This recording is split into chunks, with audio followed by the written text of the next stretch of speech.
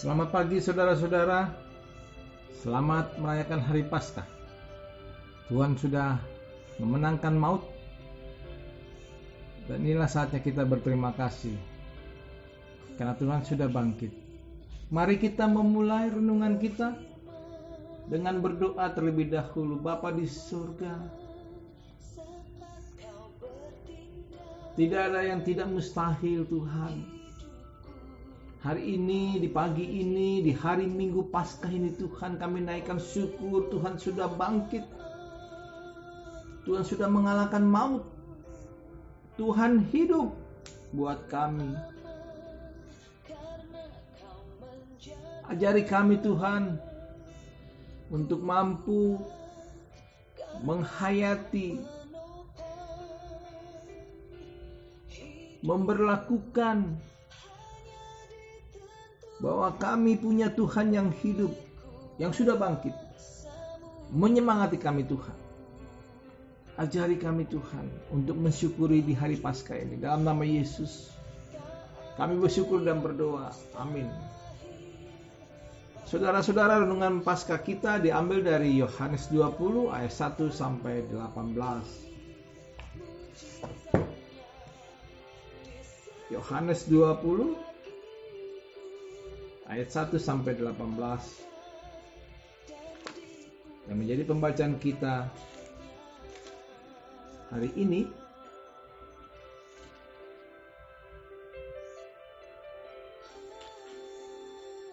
Yaitu ayat 1. Saudara bisa mengikutinya ayat 1 sampai 18. Pada hari pertama minggu itu, pagi-pagi benar ketika hari masih gelap, pergilah Maria Magdalena ke kubur itu dan ia melihat bahwa batu telah diambil dari kubur. Saudara-saudaraku,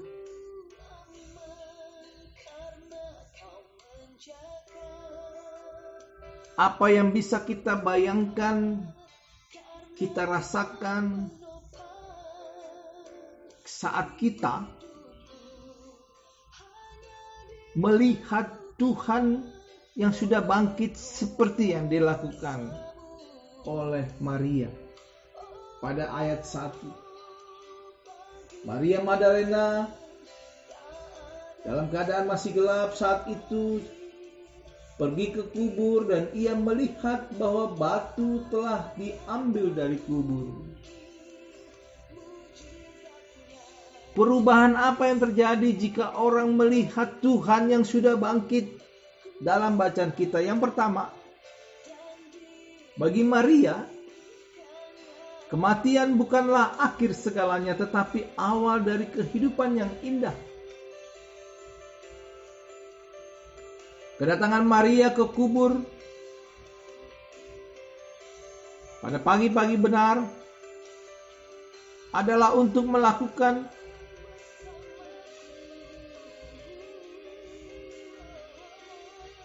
pembalseman pada mayat Yesus.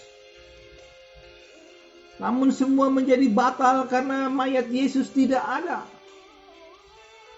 Malah Maria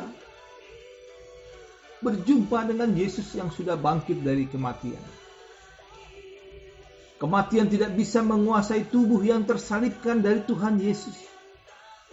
Di situ Maria sungguh-sungguh memahami bahwa kematian sebagai kebinasaan, keterpisahan, kerugian malapetaka bahkan tidak sedikit. Kematian adalah memisahkan secara paksa kehidupan bersama Tuhan. Tapi saat Yesus bangkit,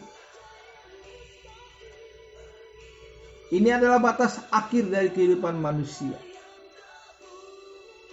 Tidak ada lagi yang bisa dilakukan kecuali apa yang dikatakan Yesus dalam Yohanes 11 ayat 25. Akulah kebangkitan dan hidup, barang siapa percaya kepadaku, ia akan hidup walaupun ia sudah mati.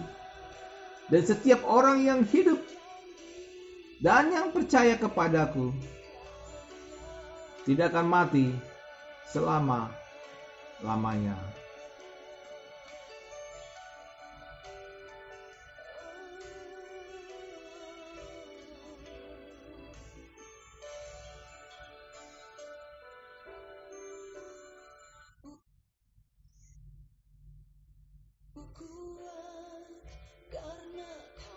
saudara-saudaraku. Yang kedua, kita melihat bagi Petrus perjumpaan dengan Kristus yang bangkit memberi pengharapan dan perubahan arah hidupnya. Kematian Yesus sangat menenggelamkan seluruh cita-citanya, rencananya sejak awal. Siapa yang tidak bangga dari nelayan lalu menjadi murid seorang guru besar? Tetapi kalau orang yang menjadi sandaran ternyata mati, apakah dia tidak kecewa berat? Belum lagi masalah lain, yaitu sejak penyangkalannya kepada gurunya, Petrus sangat hidup dalam perasaan bersalah yang amat dalam. Namun peristiwa kebangkitan itu telah mengubah arah hidup Yesus. Mengubur cita-cita secara pribadi. Dan kebangkitan itulah yang menjadi hadiah terbesar dalam hidup Petrus maupun Maria. Lalu apa pesan dari Paskah pada tahun 2021 ini? Menurut bacaan kita di Yohanes 20. Pertama, seringkali berjumpa dengan Tuhan, perjumpaan pertama belum tentu bisa membuat hati kita melek dan mengerti serta memahami keberadaan Tuhan. Di situ kita butuh pertemuan yang intens dengan Tuhan. Semakin sering kita bertemu dengan Tuhan, semakin banyak hal yang kita ketahui dengan Tuhan. Kedua, perjumpaan dengan Tuhan akan merubah pola pikir, pola tingkah laku, dan pola tindakan kita. Sebab berjumpa dengan Tuhan, maka cara berpikir, bertindak, dan bertingkah laku kita mengalami perubahan demi perubahan menuju kebaikan. Ketiga dan yang terakhir, apa pesan makna Paskah di tahun 2021 ini menurut bacaan kita dari Yohanes 20? Bahwa perjumpaan dengan Tuhan akan membuka mata hati rohani. Perjumpaan dengan Tuhan akan membuka mata hati rohani kita untuk bisa mengenal dan mengerti, lalu melakukan kehendak Tuhan dalam hidup kita. Tuhan memberkati kita. Selamat Paskah. Paskah menjadi kesempatan kita bersama keluarga kita mengalami perubahan besar. Bagi Tuhan, tak ada yang mustahil. Amin. Kita berdoa. Kami bersyukur dan berterima kasih Tuhan. Hari ini, dalam renungan pagi hari ini Tuhan, inilah karya terbesar Tuhan. Tuhan sudah menebus dosa kami. Tuhan sudah bangkit. Kami mau merayakan Natal Tuhan, mengalami perubahan besar. Pemurnian hidup kami Tuhan menjadi lebih baik lagi. Dalam nama Yesus kami bersyukur dan berdoa. Amin. Saudara-saudaraku, selamat Hari Paskah untuk seluruh saudara-saudara dan keluarga tercinta. Nikmati kehidupan ini, jamahan Tuhan, dan terlebih lagi Tuhan. Bagi Tuhan tak ada yang mustahil bila kita mau dekat bersama Tuhan. Tetap semangat, jaga jarak, ikuti protokol kesehatan, memakai masker, mencuci tangan, menghindari kerumunan massa, dan nama Tuhan yang dimuliakan. Bagi Tuhan tak ada yang mustahil. Yesus sudah bangkit. Semangat!